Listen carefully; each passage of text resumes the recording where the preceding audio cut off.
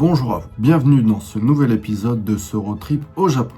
Nouvelle thématique cette fois, puisque lors de ce voyage, nous avons pu visiter deux parcs à thème, à savoir Universal Studios à Osaka, mais aussi, là je tease un peu, le Disney Sea à Tokyo. Deux parcs très similaires, mais très différents. Quelles sont ces différences? Lequel est le mieux? Lequel est le moins cher? Donc on ne perd pas de temps pour répondre à toutes ces questions. C'est parti!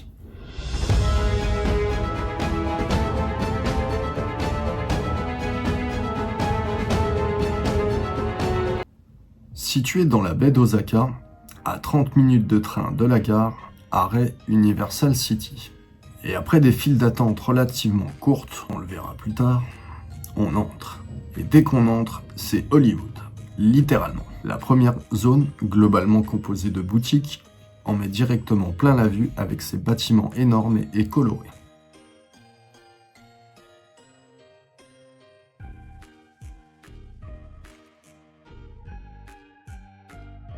Pendant notre passage, on a voulu commencer par le Super Nintendo World. Sauf que, en plus de réserver votre accès le jour même, il faut aussi réserver votre horaire. Et ça, on ne savait pas. De 8h30, on passe à 18h20. Notre périple a donc commencé par Amity Village, une reproduction des Dents de la Mer. On commence par visiter le musée pendant la file d'attente, puis un tour en bateau scénarisé et plutôt fun. La suite nous emmène dans la zone Jurassic Park où, hormis le super grand 8 Flying Dinosaur, toutes les autres attractions étaient fermées. Cela dit, au même endroit se trouvait un restaurant One Piece.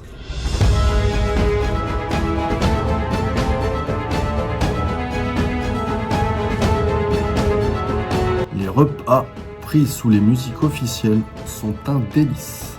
Un passage par San Francisco plus tard, et on se retrouve au Minion Park, la partie enfantine du parc. S'en suivra une balade dans les rues de New York, avant de revenir à l'entrée.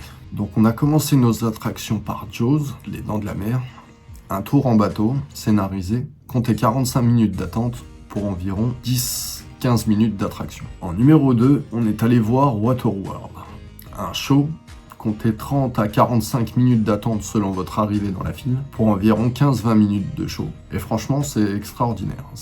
J'avais pas vu le film depuis assez longtemps et ça m'a donné envie de le revoir. L'après-midi, on est allé faire des rides. Deux précisément, celui de Demon Slayer et celui d'Harry Potter. Alors, globalement, c'est les mêmes, faut compter 1h30 voire 2 heures d'attente pour 5 minutes d'attraction. À réserver seulement pour les fans.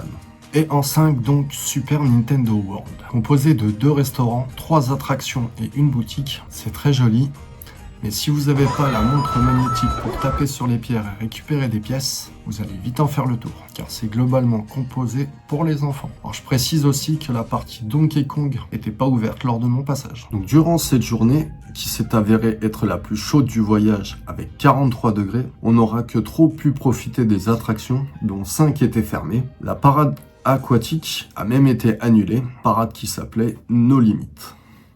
Comme quoi. Donc en fin de journée, on est rentré bien fatigué, mais pas forcément pour de bonnes raisons. Et pourtant.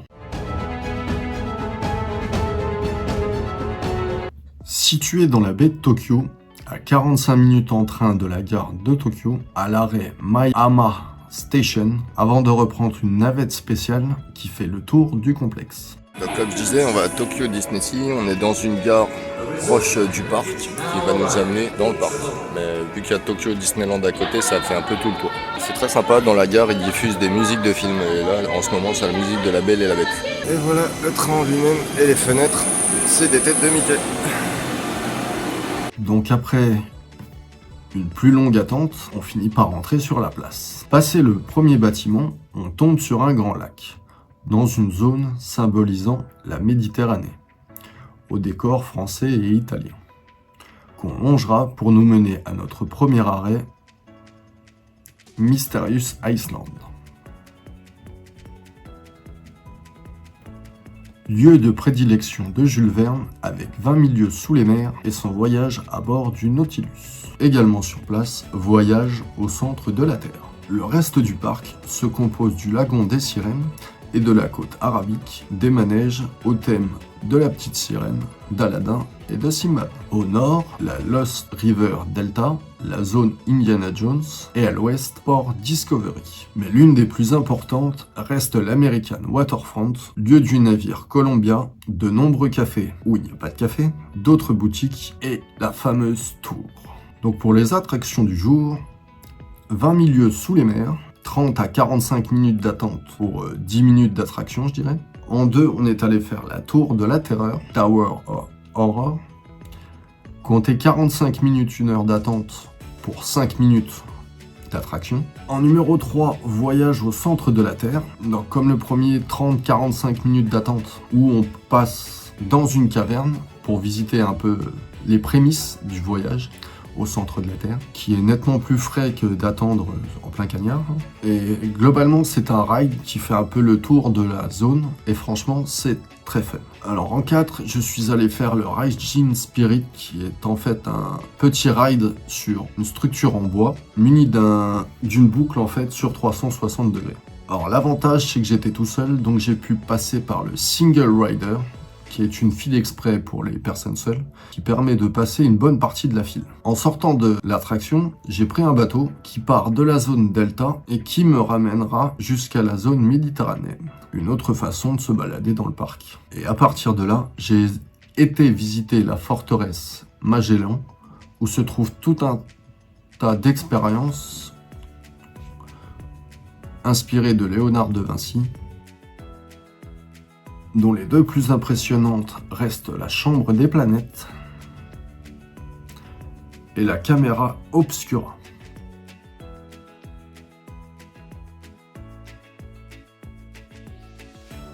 Et en 7ème, l'American Waterfront, avec le Turtle Talk, qui est comme son nom l'indique, une petite vidéo en fait où une tortue parle, tortue style Nemo, pour ceux qui ont vu le film. Par la suite, on a visité le navire qui se compose d'un restaurant et du pont, qui a une vue excellente sur tout le front de mer et sur tout le parc. Et à la sortie, on a même eu le droit à un show avec Mickey.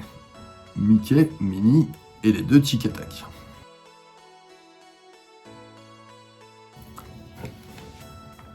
Après cela, on finira par une balade sur Port Discovery avant un dernier ride. Puis de rentrer.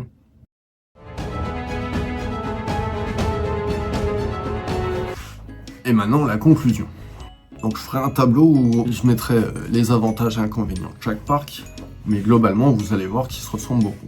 Déjà, le prix d'entrée. Pour les deux, il faut compter entre 9 et 10 000 yens. Ensuite, le merch. Alors pour moi qui ne fais pas beaucoup de parcs, j'ai trouvé ça relativement cher. Pour mon collègue qui lui a plus l'habitude d'en faire, il a trouvé ça relativement moins cher qu'en Europe. La plus grosse différence revient dans le type du parc. Là où Universal Studios est plus d'un type adulte, avec des attractions un peu plus matures, Tokyo Disney Sea est lui pensé plutôt, je dirais même, pour les enfants. Plus d'attractions et le temps d'attente est moins long, et surtout il y a des mascottes. Pour les deux, comptez un jour pour tout voir. Parce que même si les parcs sont de premier abord relativement grands, on en fait vite le tour. Le plus gros inconvénient est si vous venez en famille, car le budget risque de doubler, voire de tripler. Et le plus gros avantage en fait de ces deux parcs, que j'ai pas pu vous retranscrire dans cette vidéo, c'est surtout l'ambiance en fait. C'est des expériences multisensorielles qu'il ne faut manquer sous aucun prétexte. Et le dernier point que je noterai, c'est que les parcs sont globalement très japonais, on se trouve en Japon, c'est logique, mais dans un sens, ils sont pas très japonais. Plutôt ça, ce n'est pas le Japon, dans le sens où c'est des parcs internationaux. On va pouvoir trouver tout un tas de choses qu'on ne trouverait pas forcément dans le pays. Globalement, pour moi, Universal Studios est le mieux des deux, car même si la zone Nintendo ravira les plus jeunes, le thème Disney Sea de Tokyo est clairement plus enfantin. Malgré ça, j'ai fortement apprécié mes visites, au moins ça c'est fait. Et vous alors, avez-vous déjà visité ces parcs ou peut-être l'intention de les faire? Dites-moi tout ça en commentaire. En attendant, je vous remercie d'avoir regardé cette vidéo jusqu'au bout, j'espère qu'elle vous aura plu. Moi je vous dis à dans 2 semaines pour la suite, d'ici là portez-vous bien, c'était Remix. Ciao!